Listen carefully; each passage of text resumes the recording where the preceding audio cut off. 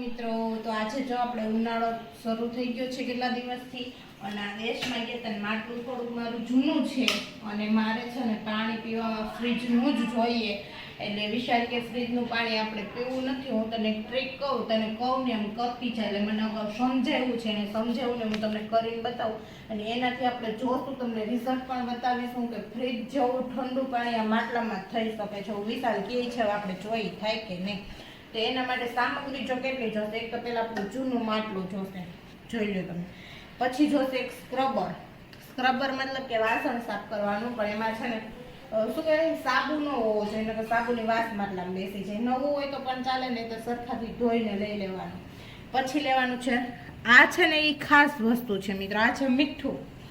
ખાવાનું જે સોડા આવે ને એ છે, એ 1 ચમચી જેટલી, 1 રૂપિયાનું મીઠું નહીં થતું હોય મને છે, એટલામાં તમે ફ્રીજ જેવું ઠંડુ પાણી કરી શકશો.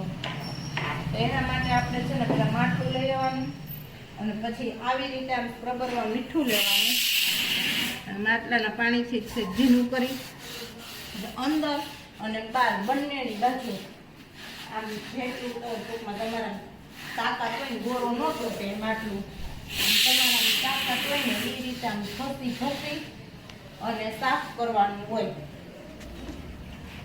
પાણી વધારે છે એટલે પાણી આપણે પહેલાં તો માટલામાંથી કાઢી અને કોરા જેવું કરી નાખીએ અને પછી જો તમને બતાવું. આ નમક લઈ લીધું છે અને માટલું લઈ લીધું છે અને એને આવી રીતે આમ ઘસવાનું હોય મિત્રો, અંદર સરખું. હે વિશાલ? સરખી રીતે આમ જ ને? હા, કસવા જ મંડો, કસાય એટલો તમારા તેવો એટલે એને આનું રીઝન શું છે મિત્રો એ ખબર છે તમને? આવી રીતે આમાં મીઠું ઘસવાથી શું થાય? ઠંડુ ફ્રીજ જેવું ઠંડુ પાણી ઉનાળામાં તમને પીવા મળે માટલાનું. પણ એ શું કામે મળે એ તમને ખબર છે? નહીં, એ આપણે ખબર નથી. આમાં પાણી જામેલું રહેતું હોય ને એટલે ત્યાં સેવાળ જેવું, મતલબ સેવાળ તો ન થાય પણ કહી શકાય કે એક પાણીની ચીકાશ હોય ને એના લીધે ત્યાં છે ને આ છિદ્રો હોય ને એ બંધ થઈ જાય છે લાંબા સમયે અને પછી ત્યાં છે ને છિદ્રો બંધ થઈ જવાના કારણે ત્યાંથી પાણી રીઝતું બંધ થઈ જાય. તમે જોજો નવું માટલું લીધું હોય ને ત્યારે એમાંથી પાણીનો રીઝારો વધારે થતો હોય અને જેમ જેમ જૂનું થાય ને તેમ તેમ એ રીઝારો બંધ થઈ જાય છે. તો આપણે એ રીઝારો શરૂ કરવાનો છે એટલે મીઠું કણીદાર હોય અને મીઠું આમે ઠંડો કાપે એટલે જો દેખાય છે કેટલો મેલ આ છે કાઢ્યો, ઈ ચીકાશ છે ને સેવાળ જામી ગયેલો.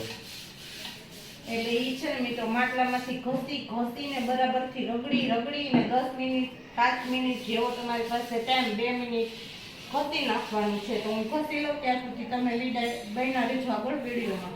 મેં ઘસી લીધું છે 5 મિનિટ જેવો જ મારી પાસે ટાઈમ હતો અને પછી થોડુંક મીઠું વધ્યું છે ઈ અને આ વાટકી અને આ માટલામાં આવી રીતે પાણી ભરી અને આને તમારે 20 મિનિટમાં તમારું માટલું ફ્રીજ બની જશે. મતલબમાં 15 મિનિટ સુધી આમાં પાણીને રેસ્ટ આપવાનો છે ભરીને.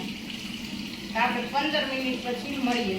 માટલું રેડી થઈ ગયું છે ધોઈને અને હવે અમે ફિલ્ટરનું પાણી પીએ છીએ.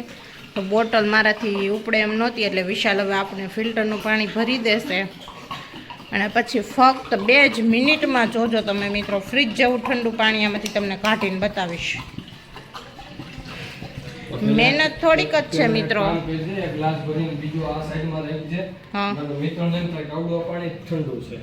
હા, એ તો તમને જો અત્યારે લાઈવમાં બતાવી જ દઉં. પહેલાં તો પાણી કાઢીને હજી તરત ભર્યું હોય તો બતાવી દે. ઉભા રહેજો મિત્રો. જો હા, આપણે ગ્લાસ બોરીને જ કાઢીએ. આ મિત્રો પાણી છે ને એ હું કાઢું છું. આ છે અત્યારે ભરેલું પાણી, એ ગ્લાસ છે અને હવે 2 મિનિટ પછીનો હું તમને તફાવત બતાવીશ. તો બન્યા રહેજો ને. આપણો ગ્લાસ છે ખાલી અને તમે જોઈ શકો છો અને હું પાણીમાં નાખવા જઈ રહી છું. આપણે આમાં નાખી દીધો છે પાણીમાં ગ્લાસ અને આ બહાર આપણે કાઢ્યો છે અને હવે આપણે રિઝલ્ટ જોઈશું. મિત્રો ઠંડુ પાણી કેટલું છે તમને દેખાતું જ હશે. દેખાય છે? સારી વરી ગઈ છે. આટલું 2 જ મિનિટમાં મિત્રો, ફક્ત 2 જ મિનિટમાં ફ્રીજ જેવો નવું પીન બતાવું તમને. શું મીઠું પાણી મિત્રો, આમ તમે સારી જોવો ખાલી. લાઈવ પ્રૂફ મિત્રો ડેમો જો. તો તમે પણ આવી રીતે તમારા જૂના માટલાને બનાવો નવું ટકાટક અને પીવો મારી જેમ ગોરામાંથી ફ્રીજનું જેવું પાણી. ઠંડુ પાણી